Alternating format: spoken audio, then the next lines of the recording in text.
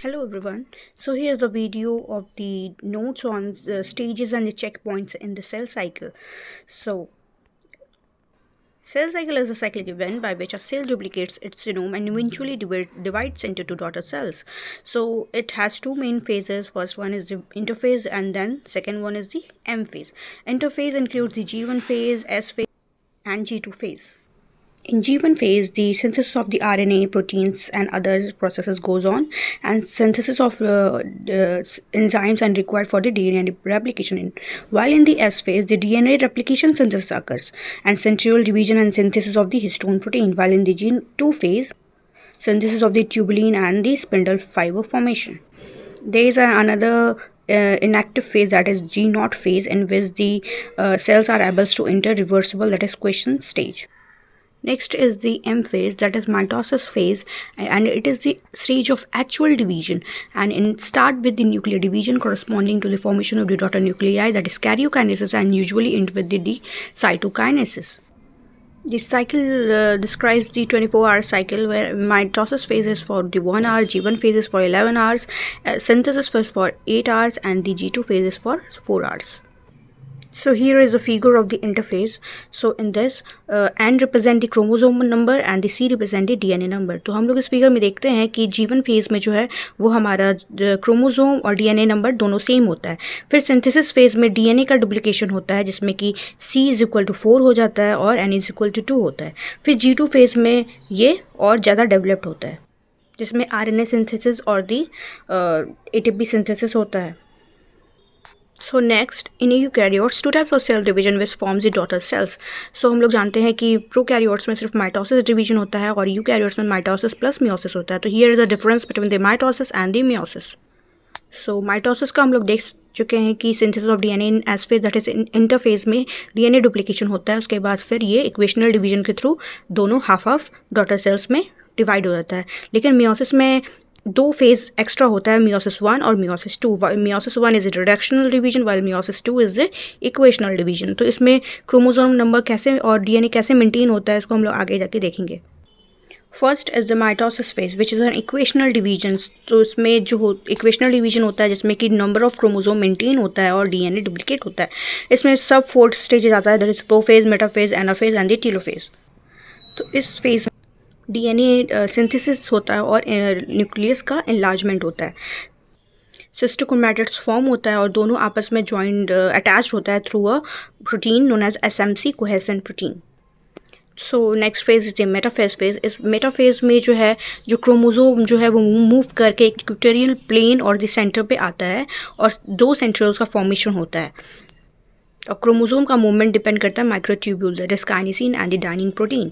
Next phase is the anaphase phase. इसमें sister chromatid जो होता है वो मूव करता है towards pole with the centromere for facing periphery while the arms toward the each other. एक सेपरेस प्रोटीन है जो कि कोहेसेंट प्रोटीन को डिग्रेड कर देता है और दोनों सिस्टर क्रोमैटिड्स को अलग कर देता है. So last phase is a telophase phase. इसमें जो है वो नया न्यूक्लियर इन्वेलप बनने लगता है क्योंकि सिस्टर क्रोमैटिड्स आपस में सेपरेट हो चुके हैं, तो यहाँ डिवीजन का फॉर्मेशन होना शुरू हो चुका है. सो टेलोफेज में कैरियोकाइनेसिस हो जाता है, that is division of the nucleus. Then उसके बाद karyokinesis is govern by the cytokinesis जिसमें कि साइटोप्लाज्म का डिवीजन होता है. तो here is a figure which describes properly between the interphase, prophase, metaphase, anaphase and the telophase. So इस figure में हम लोग देखते हैं कि सेंट्रियोल का पोजीशन कहाँ है, nucleus, chromatin, nucleolus. Then prophase में जो है वो development of the duplication of the centrioles. Then metaphase में जो है वो अलाइन हो जाता है at the equatorial position. Anaphase में वो पोल्स पे के पास जाके चला जाता है. एंड टेलोफेज में न्यूक्लियर का डिवीजन होता है और साइटोकाइनेसिस होता है. Here is a type of mitosis which may be the open mitosis and the closed mitosis. So open mitosis higher eukaryotes में होता है, closed mitosis lower organism में होता है like yeast, diatoms. Next M phase is the meiosis phase, which may be the meiosis which is divided into two subparts, that is meiosis 1 and the meiosis 2. So meiosis is a equational plus reductional division both. Meiosis 1 is the reductional division while meiosis 2 is the equational division. So here are the subtypes of the meiosis 1 and the meiosis 2. So meiosis 1 में prophase, metaphase, anaphase और telophase 1 होता है, और meiosis 2 में prophase, metaphase, anaphase, telophase 2 होता है। सो meiosis 1 का जो प्रोफेज होता है वो थोड़ा लॉन्ग होता है, जिसमें कि लेप्टोटीनी, जाइगोटीनी, पेकाइटीनी, लिप्लोटीनी एंड डाइकाइनेसिस इन्वॉल्व होता है। देन टेलोफेज 1 के बाद फिर प्रोफेज 2 शुरू होता है। तो हम लोग एक 1 बाय 1 सबको देखते हैं। That is meiosis 1 of the prophase 1, लेप्टोटीनी। तो लेप्टोटीनी जो है वो बीडेड लाइक एपियंस देता है and chromosome drawn through the nuclear membrane near centrioles. So figure के थ्रू हम लोग बेटर समझ सकते हैं। Next phase is a zygotiny phase, in which the synapses occurs and pairing the homologous chromosome. The synaptonemal complex has been demonstrated to function both in the stabilization of the homolog pairing and the promoting the formation of the crossovers. So pectiny is a very important stage जिसमें कि bivalent tetrad का formation होता है, और cross over भी पेकाइटिनी stage में होता है। Then Spo 2 is a specialized protein found in the budding as, breaks the double strands DNA double helix. फिर आता है हमारा diplotene, the thickening and the condensation of the chromosomes of the chromosome. So यहाँ पे एक terminalization process होता है। The homologous chromosome remain in contact at a certain point known as the chiasmata. Then फिर डाइकाइनेसिस आता है, the chromosome becomes more contracted and condensed. Prophase 1 के complete होने के बाद मेटाफेज 1 आता है, जिसमें कि 2 different alleles for gene attach to a spindle and line up on the metaphoric plates और द इक्वेटोरियल प्लेट। फिर एनाफेज आता है। Then anaphase in which the separation of the sister chromatids, sorry, homologous chromosome are separated but sister chromatid जो है वो आपस में attach रहती है through a protein known as cohesin protein. Telophase 1 में जो क्रोमैटिड्स जो होते हैं वो पोल्स के टुवर्ड्स मूव करते हैं।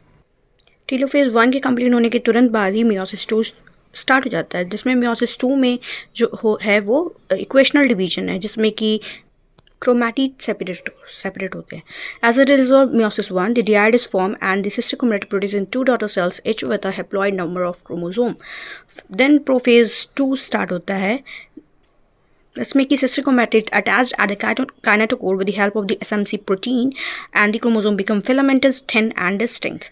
Metaphase 2 में क्रोमोसोम अलाइन होता है एट द मेटाफेसिक प्लेट और the equatorial plate. In anaphase 2, the 2 sister chromatids moves toward the poles with the centromere facing periphery while the arms toward each other.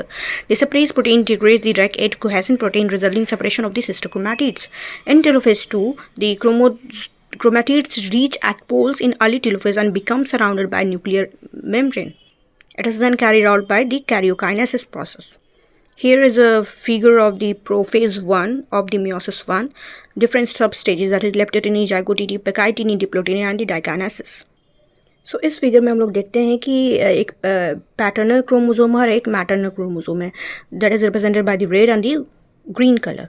So zygotene में वो एक दूसरे के सामने align हो जाता है। देन पेकाइटिनी में क्रॉसिंग ओवर होता है, उसके बाद डिप्लोटिनी में क्रॉसिंग ओवर के बाद कायस्माटा फॉर्मेशन होता है और फिर ये दोनों सेपरेट हो जाता है। फिर डाइकाइनेसिस में दोनों के पैटर्नल और मैटर्नल क्रोमोसोम्स का जो जीन है वो ट्रांसफ़र एक दूसरे पे हो जाता है।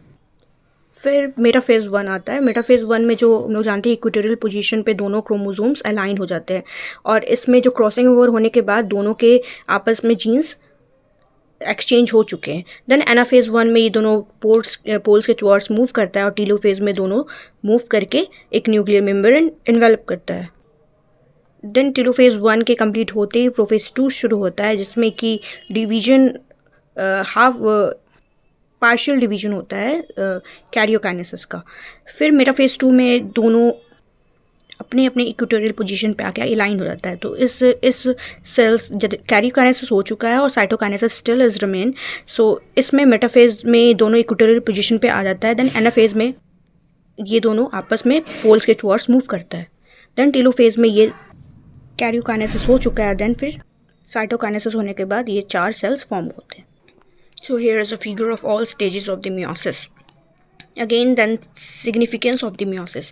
So it is helpful in the formation of the gamete, genetic information, maintenance of chromosome number, reproduction, mutation, variations and evolution, independent assortment, crossing over and in genetic continuity. So this is all about the stages of the meiosis, mitosis and cell cycle event. So this figure describes the paternal and the maternal homologous pair of the chromosome. Then replication starts in the S phase of the interphase. Then sister chromatids are formed. Then crossing over impact at any stage of the meiosis 1, then variation occurs. So in this way, the whole process goes on. Thank you and keep watching.